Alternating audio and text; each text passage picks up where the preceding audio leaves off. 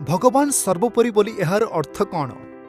हे सदाप्रभु, महानता, शक्ति, गौरव, महिमा एवं महिमा तुमर, कारण स्वर्ग और पृथ्वीर समस्त जिनिस तुमर अटे।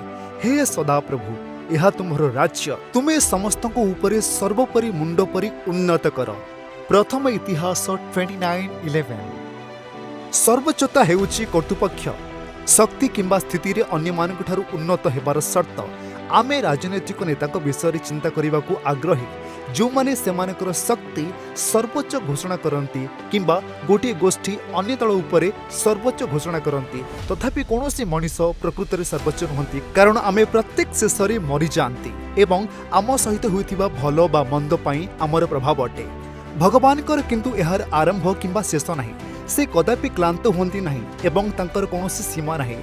से स्थिर अटंती एवं तांकर ज्ञान समय ठरू सीमाहीन। तांकर सर्वोच्चता हेतु एपरि किछि जिनिस अछि जहा भगवान करंती नहीं। से कदापि मिछ कहंती नहीं, कारण से निजे सत्य। संख्या 23:19।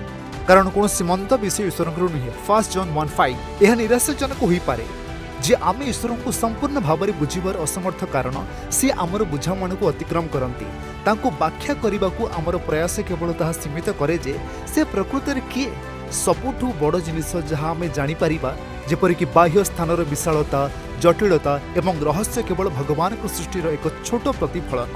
केते चमत्कार जे एहिपरि महानतार भगवान आम समस्त को पृथक भाव में भल पाती। तांकर सर्वोच्चतारे से तुमको बाछंती। समग्र विशाल ब्रह्मांड रे कौनसी जिनिस तुमर कोमल प्रति जत्न नेबा पई ईश्वर को क्षमता को सीमित करे नाही। इतिहास एवं आम जुगरे प्रत्येक शासक एवं प्रत्येक गोष्ठी पाई शक्ति एवं अधिकार रे सर्वोच्च ईश्वर को उपासना कर। आज यह तुमर हृदयर निकटतर रख। भगवान तुमको आशीर्वाद करंतु।